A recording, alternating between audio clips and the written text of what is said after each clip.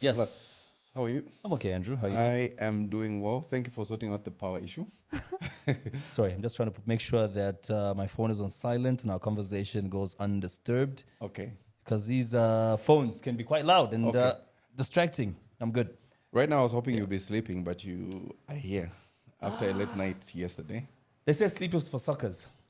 Yeah. So you have to be awake. We had a late night and went to bed at 2 in the morning. By Okay. 6, I was up and here I am. Okay. Yeah. 6. 6, yeah. Really? So I've slept 4 hours and I'm good. Okay. No Yeah. sleep for the wicked. Yes. They're good die young. So All right. Everybody, welcome to the Z Education podcast. And today I am privileged to sit with arguably one, not even one, I think by far one of the most acclaimed and professional hosts that we have in Zambia. He's a media personality. For those that do not know, he is an award winner. And right now I'm sitting with the pod father, you are called. Yes. I don't know who coined that for you. Is it you or somebody called you that? You know, my favorite movie is actually The Godfather. Godfather. Okay. Yes. So Okay. while watching that, and I think this was like in the infancy days of that Z podcast, while watching that, I read that on the screen. I was like, Godfather, you know what? Godfather. I wouldn't mind being called the Podfather. You Yeah, know what I mean? yeah. So, yeah. So thank you very much for doing this with me. I should You're welcome. confess that you're one of the people that I've looked up to. Wow. Even before I started, I was like, let me see who's doing a podcast. Right. And so I've been watching your podcast with Elson. Right. And I've picked out certain facts about you. Now, this platform is an education podcast. Yes.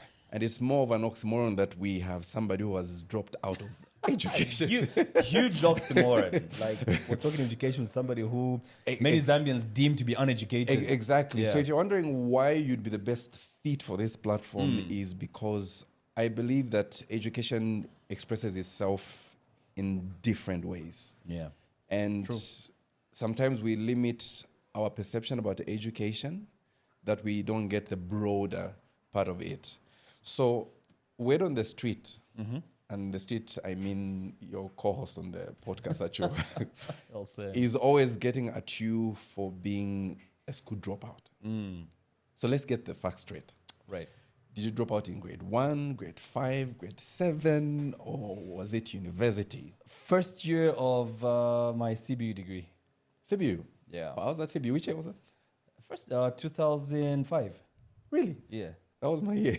Oh, serious? Yes. No, but I was doing it from Lusaka. Or from Lusaka? Yeah. Okay, okay. I don't know, for some reason, my parents just felt the need for me to be in Lusaka and to come and do it from here. So I was doing it from Zibic.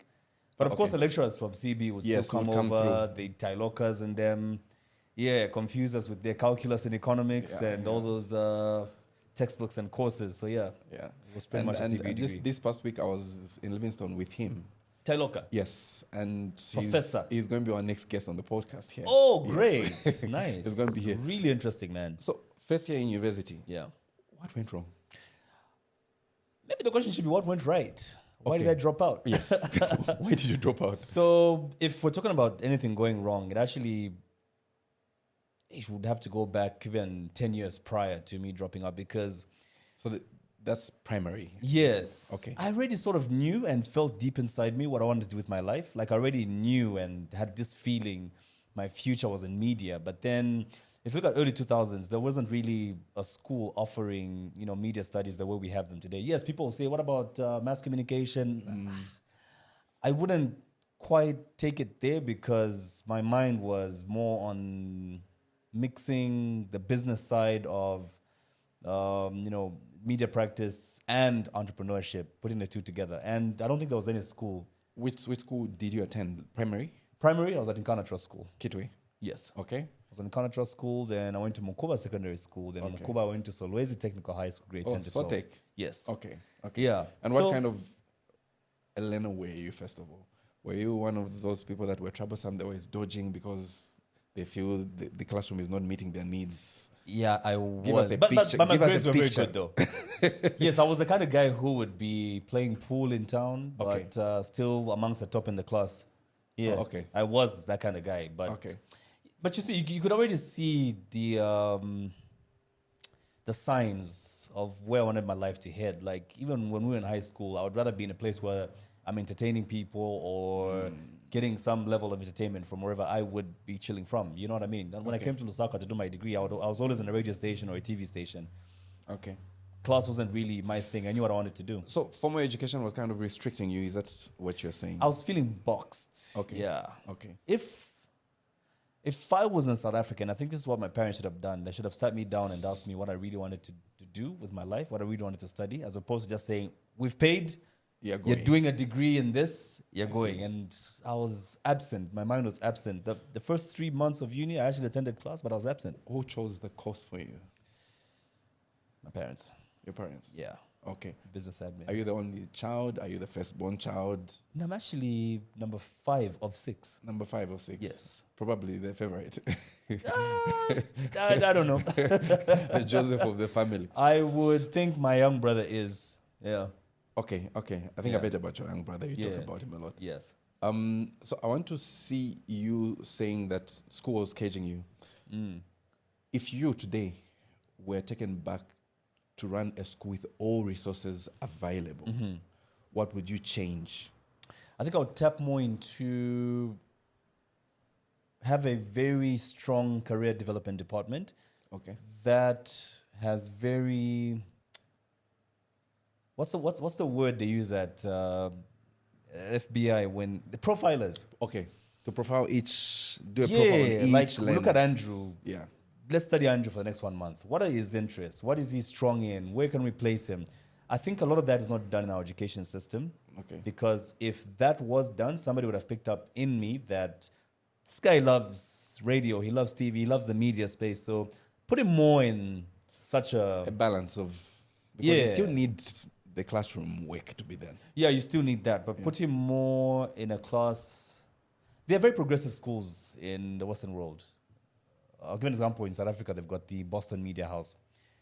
Yes, you're going to get media studies the way we have them at UNZA, like mass communication. Yes, mass com. But you find maybe the mass com at UNZA is very theoretic. It's books and studying all the time. But then you get into the real world, you find things are very different. But you find Boston Media House in South Africa is very practical. They give you real world examples of what you're going to be experiencing. You know what I mean? I know UNZA does that a bit with the UNZA radio and whatever, but Boston Media House is very on the ground. And any person who goes through Boston Media House and they throw them in the industry, in the media industry, they flourish because it prepares you for the real world kind of scenarios. Yeah. Okay. So, Kalenga, good grades in primary, secondary school. Yes. Yeah, at Sotec. Yeah. Sotec, you live there. You still had that intrinsic feeling to say, I need to be in the media space. Yes. Then your parents decide for you to do a course at CBU. And you go in that classroom. What happens in there? I think the first 2 months, yes, I was present. I was taking my notes and I just started zoning out. I was getting bored and it was getting worse. Then I started bumping more into people who are in the media space. KB, for example, there's like QFM and Thrillmatic as well. And I'll listen to these guys a lot on radio. And then when you bump into them like in person, it's like, wow, these guys are actually real cool people. And you go to Hot FM, QFM, chill with the guys in the studio. I just felt so you'd go in those studios whilst you're a student? Yeah. Okay. And next Did you get any chance to like co-present or co-host anything? Yes. I actually got a chance to co-present with Costa Monsa. Diamond TV CEO. Oh, really? Yeah. He had a show called College on Night. radio? Yeah, full-time. Costa. I didn't know that. Yeah. Okay. Costa was on Horn FM. He was a student there. And he used to host something called College Nights. So when we went there, it was amazing, man. Just having this experience where you're live on radio, people are calling in, you're talking to people with Costa and all that. I was mind blown. I was intrigued, and I knew this is what I want to do with my life. Okay. Yeah. And first semester, you left? I actually went all the way up to the end, but, attending class, I think first semester is where it all stopped. Second semester, I was in and out. So do you have anything against education? No, I don't. And here's the thing. I think another thing that we've done, and there's an interesting book I've been reading recent. Is it here? I buy so many books. You should see my library at home. Okay. And I'll come back to why I'm talking about my library at home. In this book, actually 2 books I make reference to. There's a book called The 4-Hour Work Week. Okay. Then there's another book called What They Don't Teach You at Harvard Business School. And in What They Don't Teach You at Harvard Business School, he talks about how, and he makes a relationship between people who've gone for self-education and people who've gone for formal education. It says, for some reason, they find that there's more success with people who've gone for self-education. Self-education, yeah. Yeah. And it took me back to a phrase that Jim Rohn, I don't know if you know Jim Rohn. No. Yeah, well, okay. Jim Rohn always talk about formal education to get you a job, but personal self-education will make you a fortune. You know what I mean? Yeah. And I don't know why those words stuck in me so much. Like even when I dropped out of uni, yes, quite all right, I was studying business administration. My education didn't end there. And a lot of people imagine that because you dropped out, then you are just this dimwit, you're this dumb guy who knows nothing about business or how to run a business or whatever. But the education never stopped there. I continued reading a lot because I knew I would need all these, all this knowledge from that. I'm not getting it from school, but I need to have that knowledge, which is why I've been to competitions that are that require you to know a lot about business, and I would win against people with a master's degree. And I'll give an example. Just in Kitwe, 4 or 5 years ago, there was a big entrepreneurship competition where they had to pitch ideas, and there's like serious educated people up front. And it's not that they knew what our qualifications were on the stage, but when we pitched our ideas and they say they pick who the winner is at the end of the day, and they picked me, it's when they got to realize that I don't even have anything more than a grade 12 certificate. They're like, no way. That doesn't make sense. How? I said, the problem is you're thinking I need to have a degree to know what a degree has in it. You know what I mean? Yeah. I can still have those things in my head. I can still study those things. So for would-be dropouts, or even those that stop their education at a certain point, right? I hear you say you went and sought information or knowledge on your own. There's a term for that. I don't know if you can check. There's a term for that, people that are self-taught, like Charlie Clerk. That guy was... there's a term that is used for... gosh, the word is gone. I know the word, though. Yes. I know the word. If we look at people that have dropped out, let's start with those that have already dropped out. What are the dangers? They're called autodidacts. Yes. Autodidacts. Yes. What are the dangers? If I look at Kalenga, KPLUS, yeah, that guy dropped out of school, and he's one of the most famous media personalities. You're doing well, that I know by the car you drive. This man. You're doing well. Right. So if somebody just picks your template by just seeing you like that, look, he made it, and I can make it. Ooh, dangerous. Would that be the right way to go? No. If not, so let's talk about the dangers. Okay. If you just drop out, say, I think for me, this is, what does it take for you to really make it or have success? Yes, I may talk about, yes, I've read things on my own, and let's talk about the things that I've read as well, as we talk about the dangers. I may have told you maybe just a tip of the iceberg. You don't know what failures and what hoops I had to go through to achieve certain things in my life. You know what I mean? And a lot of success stories don't tell you about the failures. No. And then again, a lot of success stories are the exception. A lot of people have dropped out and suffered their whole lives until they died. A lot. A whole lot more. So in a 1%, by the way. Yeah, you know what I mean? Yeah. And I get a lot of, I don't know who's going to watch this, but every time kids from universities watch this, I start getting my inbox, getting busy. I'm also thinking of being like you and dropping out. Yeah. I'm like, whoa, don't. Please don't. Finish your degree. I know sometimes I post things that will encourage you to, drop out as well, because I'll post things like having a plan B always dilutes your resolve for plan A.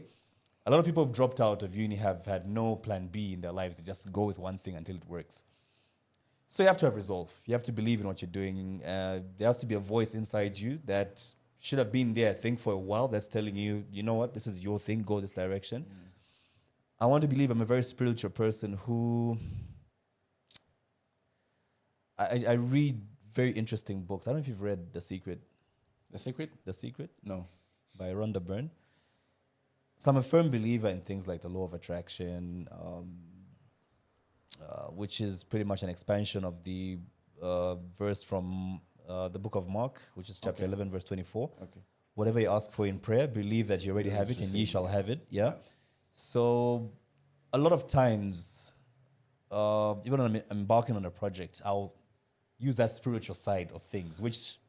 So are you limited to Christian spiritual side, or you are a seeker of truth that if you were to read even other materials that just talk about the universe and the energy that you get from the universe, as long as it's speaking to the soul and the chakra, are you a broad reader in that? I'm in a that sense? broad reader with a lot of with an inclination to Christianity. To Christianity, Yeah, okay. but I'm a seeker of truth.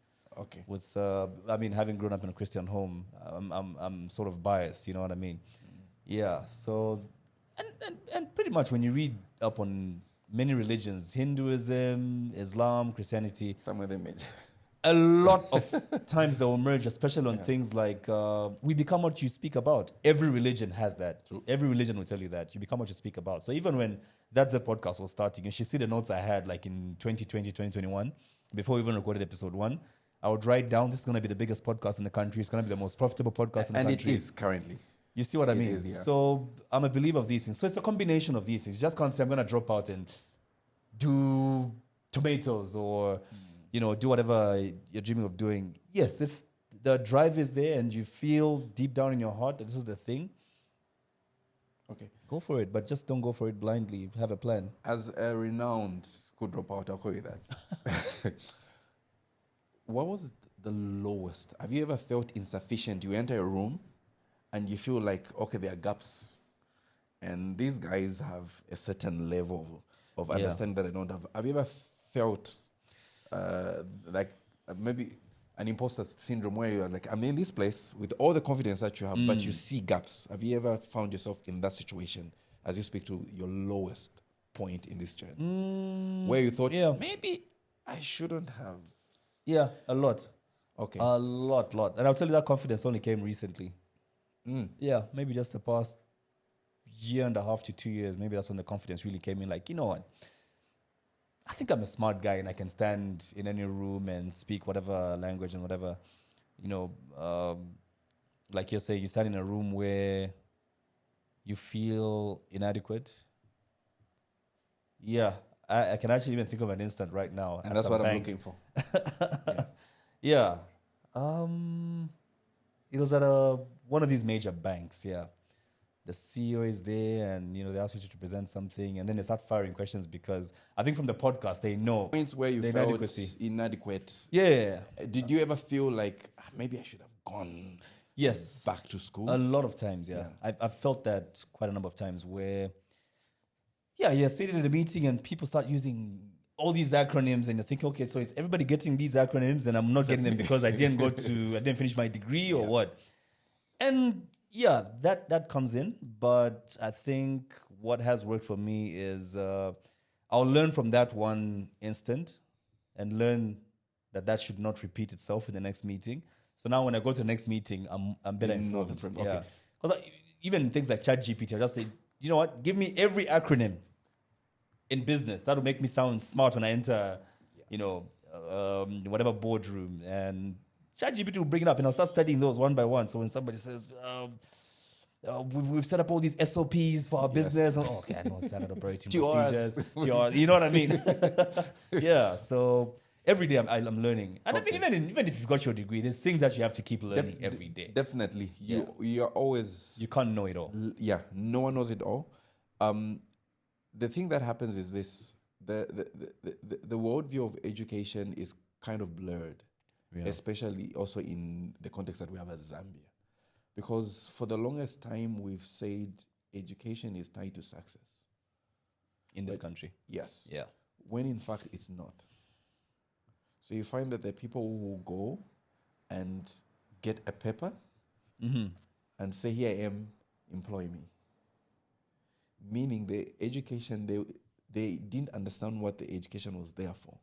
And this is why we keep on talking about entrepreneurship, but you find that graduates cannot really, really, really undertake your journey. It would be tough. Yeah, true. They've gone through the schooling system, but they're not ready for the world because the reality of the world is the rules are different. Yeah.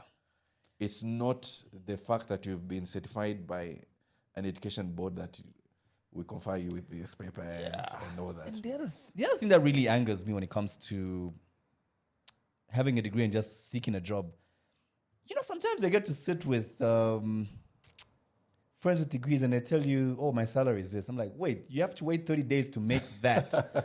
A whole 30 days. I know a guy selling tomatoes who makes that in 3 days. I do wait for 30 days. Guys, come on. Okay, all I'm saying is, I think there's a lot of pride that comes with having a degree. That you don't want to get your hands dirty to go on the streets where you could actually make more. That knowledge you have from your degree course, coupled with what you're going to do on the street, I think you can actually make 10 times more. Yeah. I was very shocked. A doctor friend of mine telling me I make this much every month. I said, how? You went to uni for 7 years and that's how much you're making? Either the system is not respecting you or you don't have any self-respect. You know what I mean? How? 7 years. Yeah. And they pay you that. You can't even afford a good car. What's going on? And you're making, why don't you are making that money in a week or a day? I'm not talking about money this time. Last time I spoke about money, ZedEdu came after me. Look, all I'm saying is I think as a degree holder, we need to start thinking, what degree do you have? Chemistry degree. You see what I mean? So if I had a chemistry degree and the mind that I have, I think already I would start thinking, okay, let me find a way of setting up a chemical company. Start making chemicals for labs around the country. Start making chemicals for the mines or whatever. Yeah. I know a guy in Woodlands who's got a chemical company. This guy is doing well in Nakonde. He sells, they make chemical cleaning agents. Cleaning agents. This guy has 2 chemical engineers, fresh from University of Zambia. He's not even a chemical engineer. He's employed these boys who, I think, maybe from that experience, they're going to learn that they can also open their own business and make way more money. But half the time, you're looking for employment when you got a degree. Okay. KPLUS, just there. That's your mind. That's and my for mind, me, I'm seeing a module. If today you were the Minister of Education, right, and you are told, say, look, there's a gap between what's happening in the industry and what's happening at higher education, tertiary education. Right. How would you phrase your mind into a module of what people should learn? Because when you go to university, you find that maybe you're learning mathematics 140 Tailoka's. Yes, 140. It was BS 140. Yes, BS 140. You're learning communication skills, management, accounting, if economics. you're in my field, you're learning chromatography. It's all chemistry, It's all chemistry. You're learning management. What course would you then make? I think because that for me, I don't know if you'd call it entrepreneurship or exactly the word I was trying to use. I'm trying to use here. I think every course needs to have mandatory entrepreneurship classes attached to it. Okay. Before you go, okay, who gets to teach that? I read a book that was saying teachers cannot teach entrepreneurship, or lecturers cannot teach. The late Dr. Nkanza for me is the best example of somebody who can teach entrepreneurship. Remember Dr. Nkanza? Nkanza Laboratories. Yes. So Dr. Nkanza said, guys, and I was a DJ at this event. Okay. I used to DJ a lot back in the day. This is like 2008, 9, 10, somewhere there. And what was your DJ name? KPLUS. KPLUS. Oh, that's where it's come from. Okay. Yeah. So I was DJing at this event. It was a seminar. There was doctors from all over the country. And this was, I think, one of those AGMs that they have. 300, 400, 500 doctors at Mobile Hotel in the hall there. And Dr. Nkanza was saying, guys, I can guarantee you 90% of the people in this room are on a salary and they're broke by the 5th of the month. You guys are doctors. And they all agreed. And he said, there's nowhere in this country where you're going to work that they're going to pay you your value. Be sharp. I was in your shoes. You know what I mean? I was a doctor in a hospital, but look at me now. I've got a lab in almost every province of the country. I'm making so much money. I'm living comfortably. I can go to a holiday anytime, any day, because Nkanza Laboratory is successful. Nkanza Laboratories was bought by Lancet, right? Yes, Lancet. Yeah. But in its prime, before they sold, look at how much money Dr. Nkanza is making. So if you have a guy like Dr. Nkanza in every industry, in your course in Engineering Institution of Zambia, you have entrepreneurs coming to teach, especially those who've succeeded as entrepreneurs on their own. EIZ makes it mandatory, saying, guys, final year, you're going to be having an engineer who's got this and that experience to come and teach entrepreneurship, because I feel our economy would even be better, because an economy doesn't thrive on employees. Taxes alone can't grow an economy. It's entrepreneurs who are going to grow an economy. So don't you think that you're speaking to the gig economy? You know the gig economy? Educate me. Yeah, the gig economy is where everyone has a side thing. Right. You understand? Like he said, he was employed and he started something. Right. So if everyone has a gig somewhere, which is the gig economy in this generation, won't that disturb certain areas of operation? Case example, Well, I'm a doctor, yeah, and I have I'm employed at UTH. and you've got a small clinic somewhere in the ghetto. And I have a small clinic that I'm hood. trying to build up and grow. Won't that affect my service delivery where I'm working? Okay, maybe, look, entrepreneurship is not for everyone. Entrepreneurship is... Entrepreneurship has been glamorized on social media. Yes, it's been sensationalized. I The think word is is beautiful. Yeah, But I the mean, journey. yes, exactly. Listen, like the example I gave Dr. Nkanza, he will speak like that to everyone, but not everyone's gonna start, and not everybody's gonna. And those who start, not everyone's gonna succeed. You know what I mean? But teach it either way for those who can. Yeah. Many in there are gonna. Some, maybe not many, but some are gonna succeed. You know what I mean? And it would be nice to, because, like in the case of doctors, it'd be nice to have more doctors. People have more access to healthcare. You know what I mean? While the doctor is also able to make more money.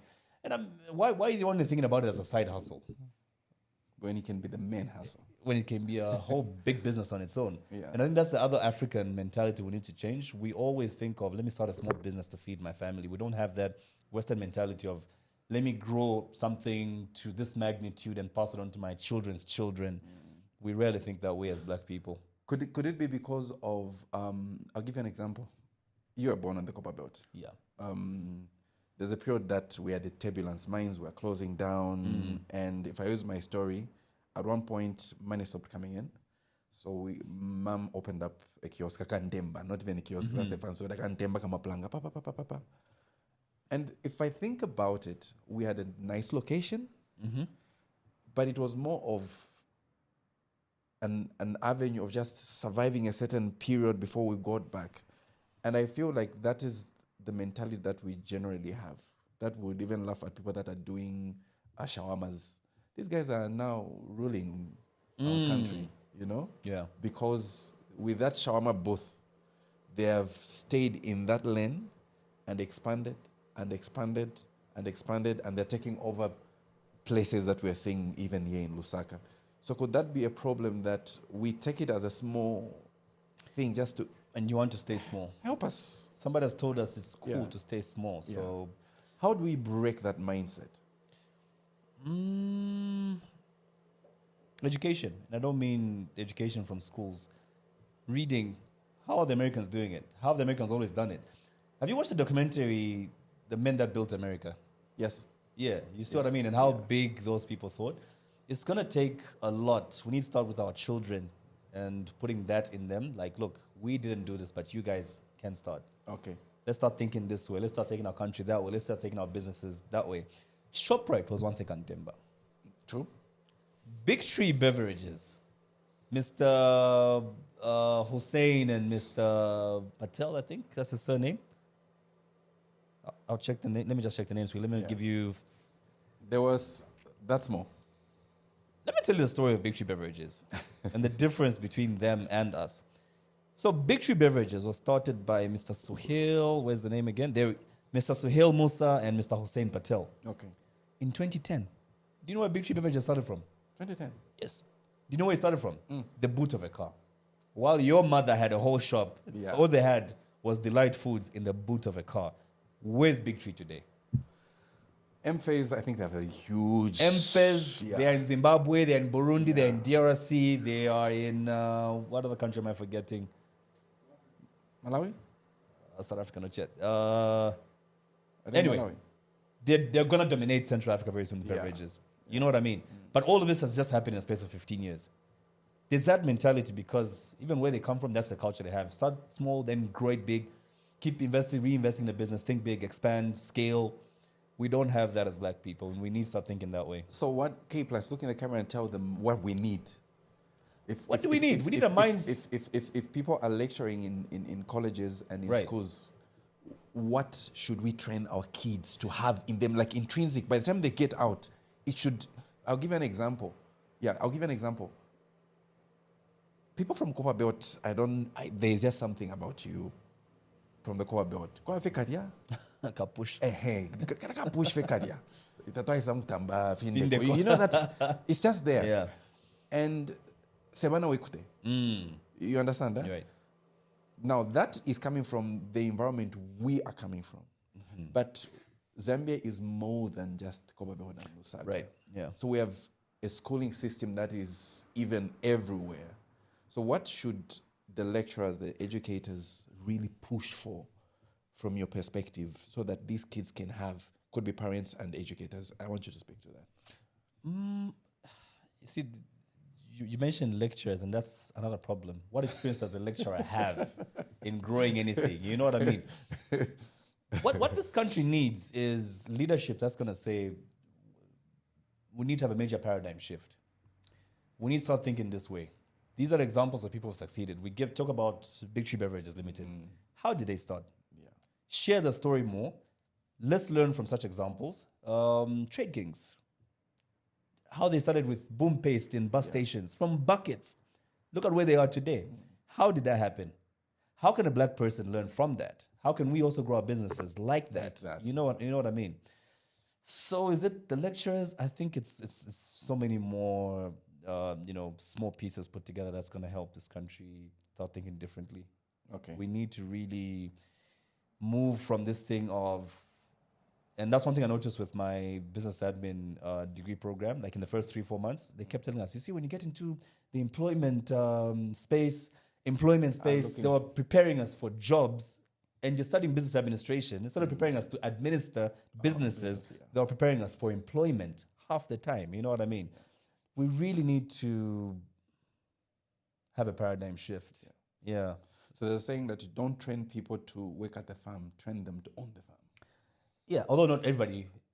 But at least, teach everybody to do it, but not everybody's going to do it. Yeah, and also maybe teach people how to believe that you can own the farm. If you choose not to, then it's a choice that you made to say, for me, I'm okay. Because even entrepreneurs want people to work for them.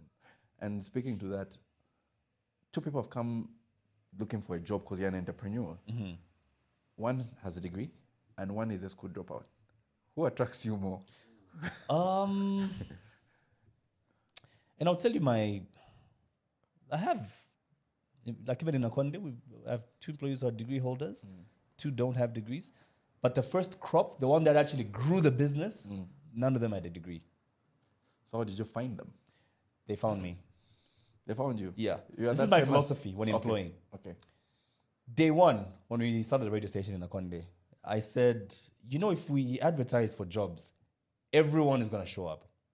Definitely. And we'll find ourselves looking at qualifications and whatever. I said, let's maybe with the accountant and...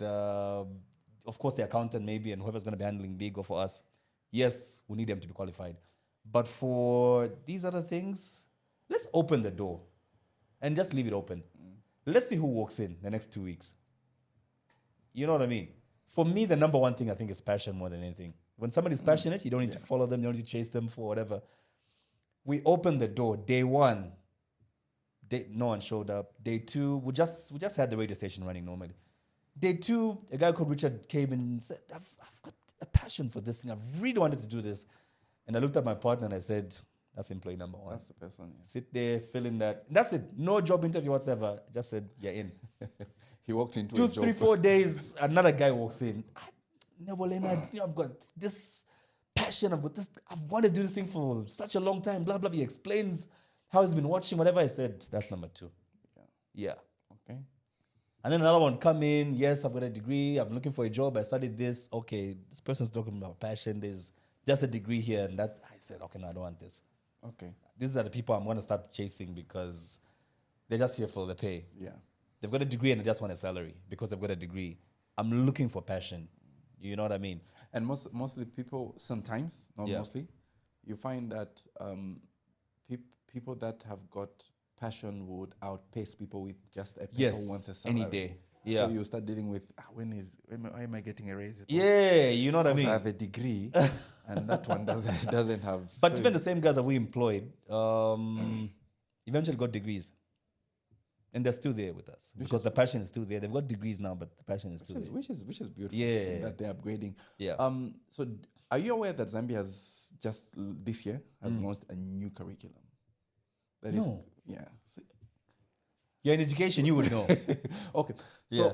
first of all, the history, the first education reform that we had in Zambia was 1966, just before we got independence. So we're still dissecting grasshoppers. Yeah. No. Let me give you context now. Yes, as an educator. So by 1957, the number of black people that were educated, when I say educated with a degree to that, were about 100, the entire Zambia. Wow. The population should have been, I think, about 2 million, but Zambia was being run by the minority. So 1964, we get independence. Kaunda needs people to run a country. They can't demba. So 1966, the education reform is now done. UNZA is opened. The idea then was we need as many people to be educated to run our country. That was the primary focus when we started. Right. Yes. To just make sure that we have people that are informed, and this thing that has been left in our hands, we can now manage it. So Kaunda with his team, they now try and get as many people educated. Now UNZA is open, people are getting educated and all those things. By the time we get to 1977, another reform is brought in, and this was meant to just make sure that as many people get access to education now to try and send it out. So you're seeing the advent of the free education that the president also talks about, because now we want to have our people educated. Right. By the time we're getting to the 80s and the 90s now, we find that basic education is now made mandatory. It's a right. Yes, Every child's right, yeah. Because literacy levels were very low. Our people were doing cheap jobs, so let's try and empower them and kill certain vices like marriages and all those things. So in all these reforms, Zambia has a system of every 10 years, we have to revise our curriculum. Okay. So from 2013 to 2023, there was a curriculum that was called the outcome-based curriculum. Then now 2025, the 2023 curriculum, which was new, was now implemented this year, which is called competence-based. And this curriculum is kind of speaking to some of the things that you've talked about. For the longest time, we've been punishing our people. How so? Whether you like it or not, you have to take chemistry, physics, and biology. Yeah, that's another problem. You get it, huh? Yeah. Yes. But my passion is not. Not in the lab. So can't you have Something tailored to my learning Strengths, needs yeah. and my strengths? So the new curriculum is trying now to bridge that gap. So they've made we have made different pathways. So you choose which pathway.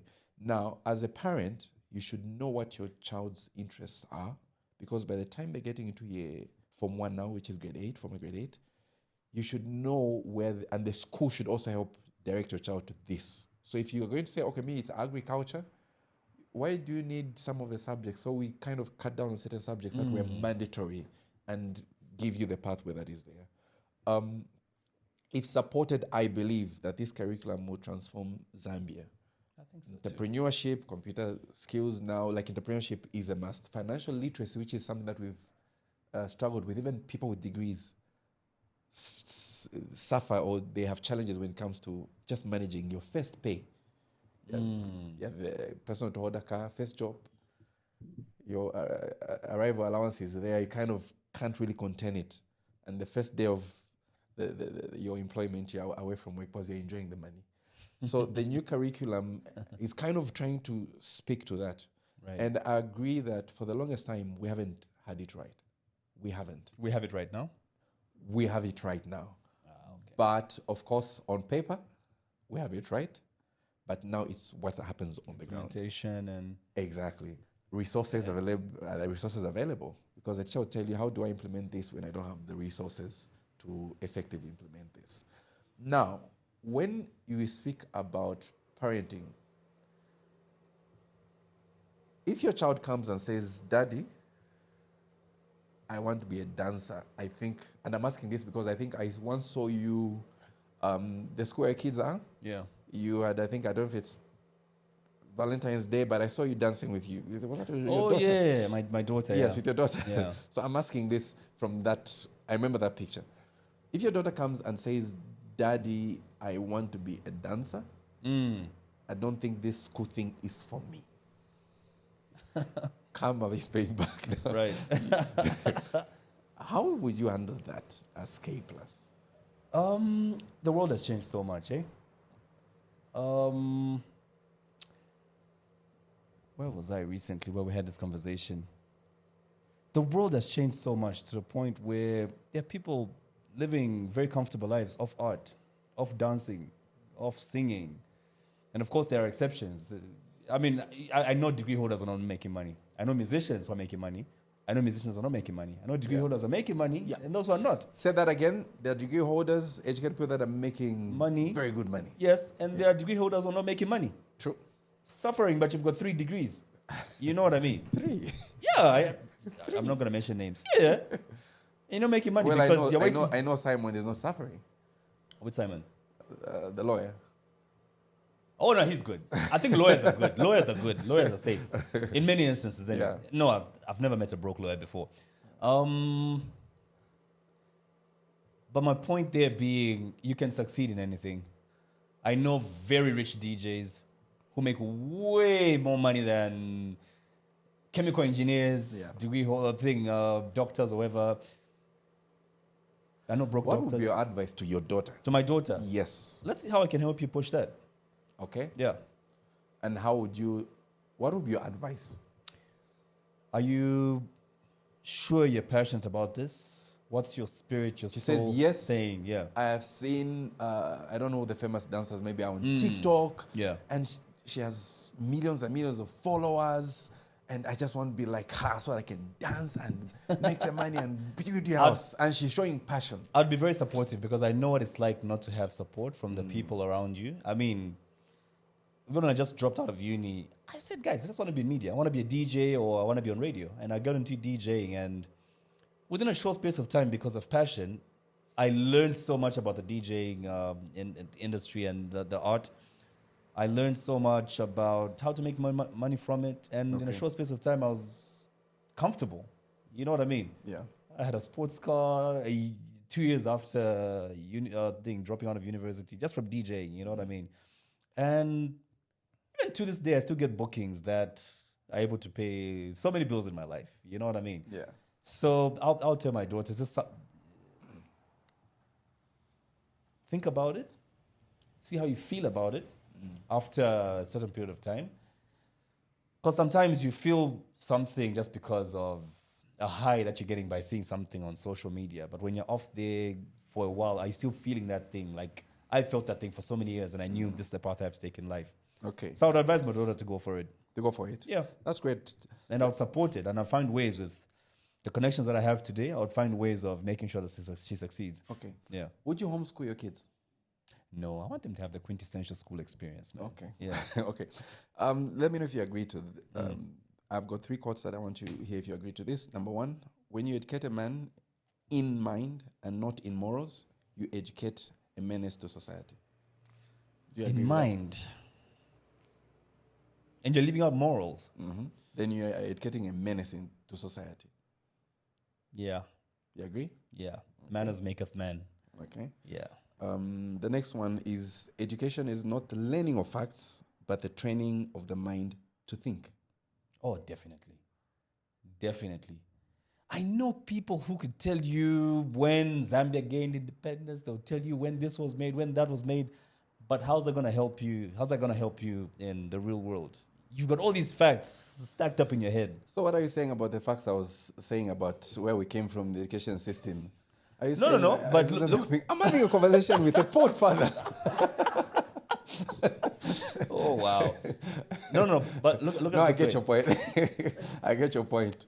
There are facts that are irrelevant to the reality of life in terms of your growth. And the best example is Henry Ford. Remember, Henry Ford was taken to court by what lawyer is this? Because they said, how can a guy who's not educated be running such a big organization? And then Henry Ford started asking him, what's education? Okay. And the lawyer says, I can prove that this guy is not educated. And they started asking him facts, like you're saying. Yeah. When did America gain independence? When did this happen? When did that happen? And it says, so that's education. Yeah. Knowing facts. Which is What not- does this do? What does that do? Yeah. Where's logic? Am I able to think logically as a human being? I've assembled a company that employs over 3,000 people, we're growing to be the biggest company in America right now, Ford Motors Company Limited. And you're going to question me about facts that are not going to make me money? Yeah. You're the dull chap then. Yeah. Yeah. So that makes a lot of sense to me, that quote. All right. The next one is education is not the learning of facts. Sounds like you. Yeah. So education is not the learning of facts, but rather it's the training of the mind to think.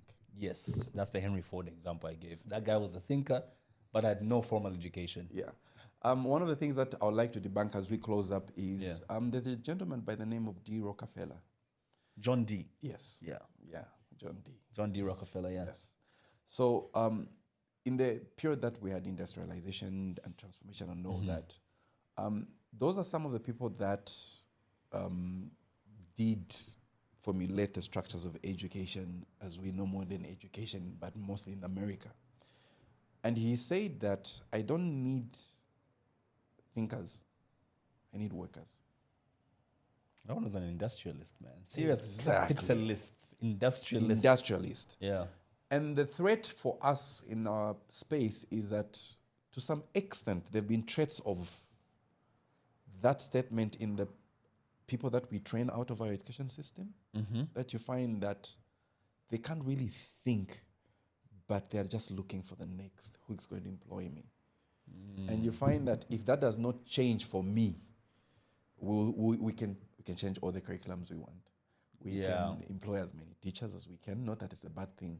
But if the premise upon which our education system is founded is not that we should produce thinkers, because thinkers will question what is and what could be.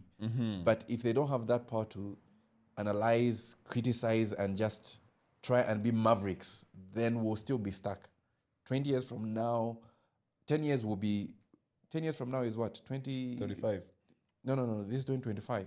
Yeah, so 35. it's going to be 35. 20 years. Then 10 years from Yeah, now, 35. 35. Yeah. Meaning our curriculum will now be questioned, say, have we achieved the results of this curriculum? So for me, I never want to see people, and that's why I've always wanted you to be here, because there's this perception about people thinking, no, education is not important, and there are people now, No, education is you know, very those important. there are those dumb quotes on social media that just say, who needs an education when nah. when so is making that now in Don't that get it space. twisted. Exactly. Yeah. I don't know what you can say about that as we wrap up. No, You know, education is very important, extremely important. It's the equalizer, as our president always says. Education is the greatest I was equalizer. waiting for that line. It's the greatest equalizer. But the mistake we make is thinking you can't. How can I phrase this? The mistake we make, maybe in this country, in the African setup, which I think America has moved on from, is A long thinking time ago. that you're only educated if you have a degree.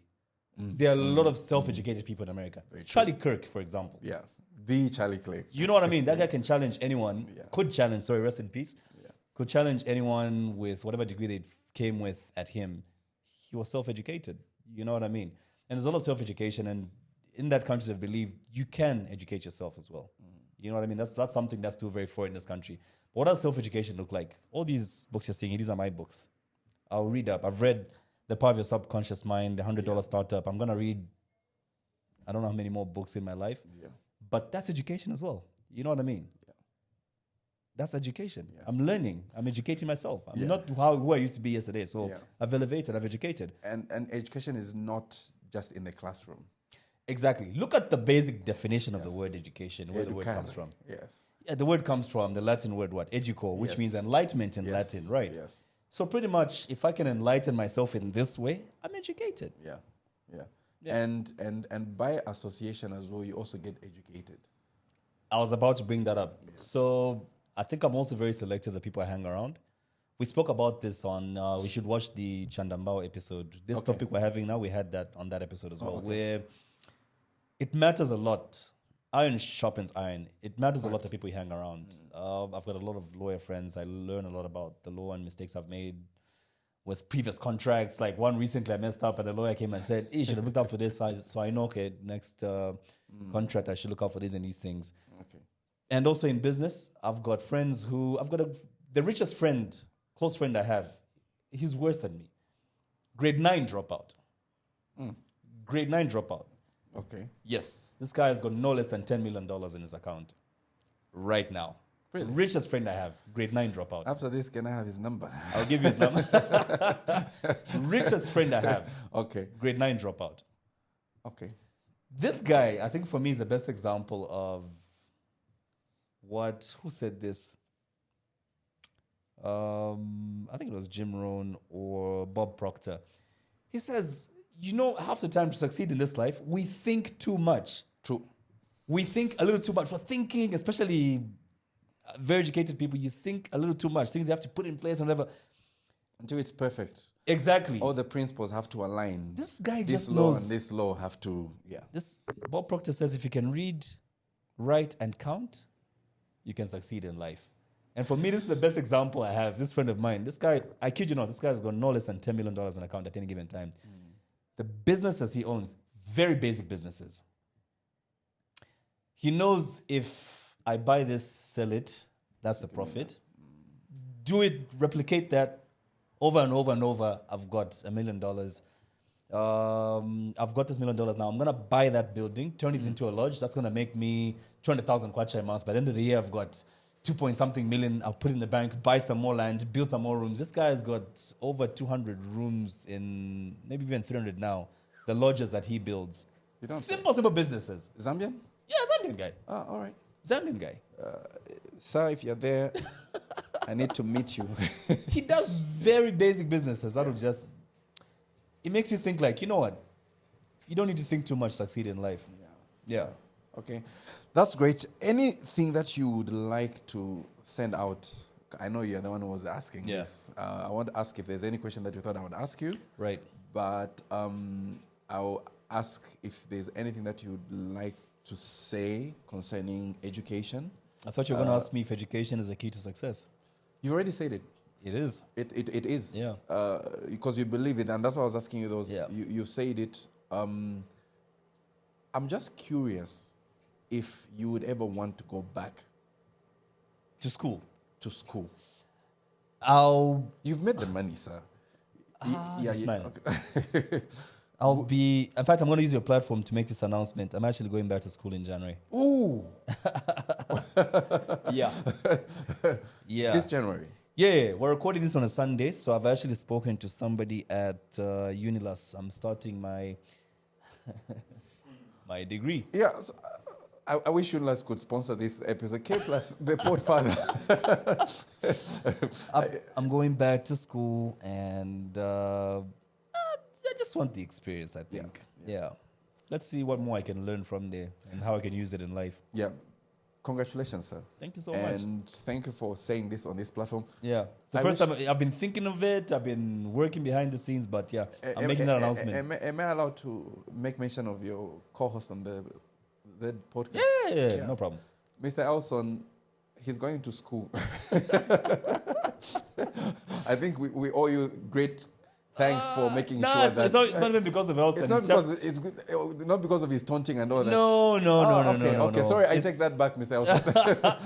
It's just a decision. Like, you know what, let me just have that feel, that experience as well. Yeah. That's great. Yeah. Congratulations. I hope I don't drop out again. I think now that will be waste. Second time. I know, right? Yeah. But whatever happens, yeah, because from the last time that you were in university and this time, I hope that does not happen. because I feel like if you complete the whole process, you'll be better informed Right. to come and now speak to what is happening in our institutions, to really give them a fight. Say, look, guys, I came in, I did this, but trust me, the fact that I was in the industry and came through, there are these gaps that you need to address. Yeah. If you drop out, then you're not helping. And they also will eat you up. Now we're going all the way. Yeah. We're going So, all the way. the Pod Father, thank you very much for doing this with me. This is the greatest news I've ever received, that you are going back to school. Oh, okay. Thank God that is happening. We wouldn't be here. I think I'll give you your flowers. I wouldn't be here if I had not really followed you, because I had this perfect idea of what it should be, this should be. Then I went back to your first episodes. Where we just used to make noise. Yeah, and I'm looking at the equipment. You just be there with, I don't know. I think I've been on mics.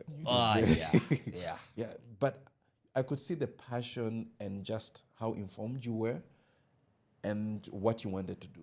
And I think many young people need to understand that whether you are in school or if you are peradventure out of school because of certain things you couldn't control, you owe it yourself to get to certain places. With the paper, without the paper. If you don't have the paper, I can continue. Okay. If you don't have the paper, I believe the example we're learning from KPLUS is that you still have to learn. You need to be a seeker of knowledge. You need to know how the industry that you are chasing after works. You need to associate with the right people. Keep on learning as much as you can.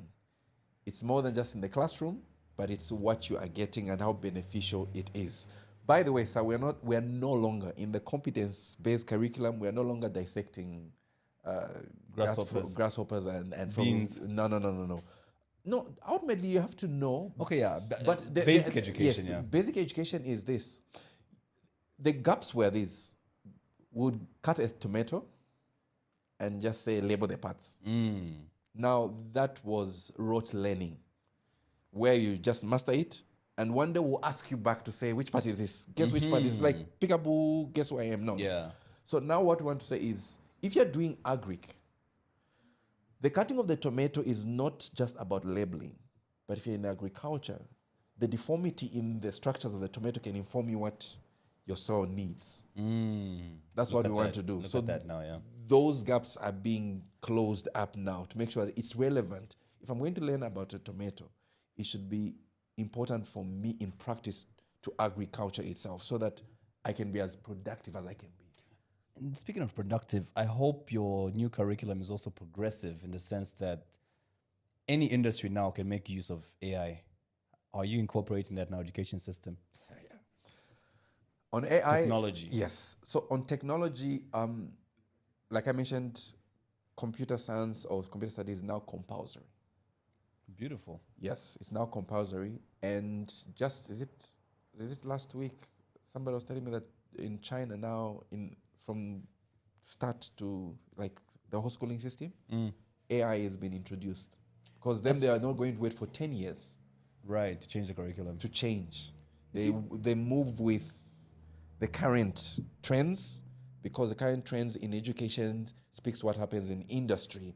And as a result, that's why they're highly productive. Yeah. They're not going to wait. So with ICT and computer studies being compulsory, certain things are going to improve. On the AI, we have an episode coming on the AI to really speak about that in our current time. Because the question is, are we going to wait for 10 years? You see, that's why I moved my kids from the school they were at. Very big reputation, the school that my kids were at. Okay. But I think it's still holding on to its old, what's the word again? They had a very strong reputation back in the day, and they still hold on. They're still selling that, but they haven't quite moved into the modern. Yeah. Yeah. So are your kids at the school that I mentioned earlier? Yeah. Okay. My kids are totally kids now, and it's impressive the things they'll come back and tell you. I was a bit against kids having phones at school. Then there's a circular one day. My kids come back with a circular saying you have to buy them cell phones that they need to come to school with. I'm thinking that's going to be on TikTok all day. Then you get to realize they're coding. like my oldest one can code now. I don't even know what coding Yeah. is all about, but she can code now. And she said, today I learned how to code to control a robot. I can control a robot now And that's using my phone. And that's totally kids. Yeah. So the proprietor of that is my good friend, Madam Siame Lusungo. Oh, serious? Yes. Oh, it's beautiful. Yes. Really beautiful school. And she's a visionary. Big time. Can you say anything about that school?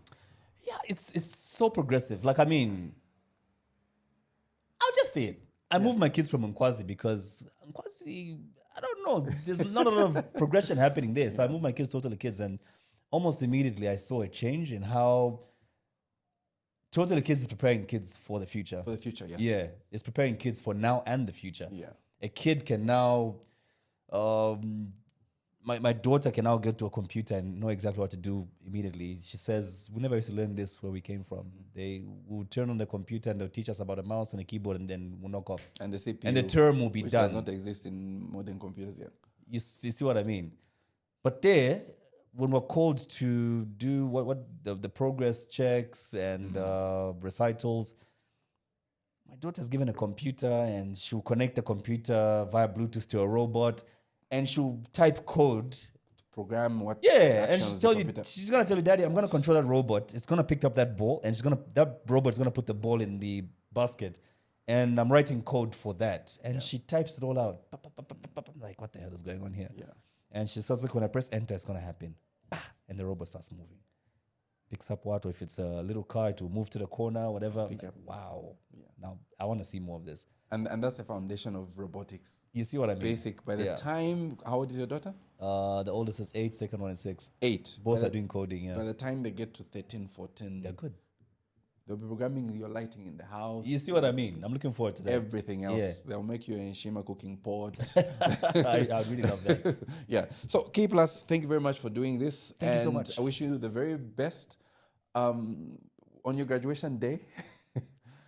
Please hit us up. Want to attend your graduation day since you're going back to school. Now I just have to graduate. You have to. You have to. You have to. Ladies and gentlemen, thank you very much for being part of this platform. And we ask that you click that button, subscribe, because we have great content that is coming. You first heard it on the ZEducation podcast that we have a new university entrant. And are you also part of the people that is going to throw the degree on social media like Simon does? No. To motivate the other dropouts that you could. You know, Maybe. by the way, you have a dropout nation behind you.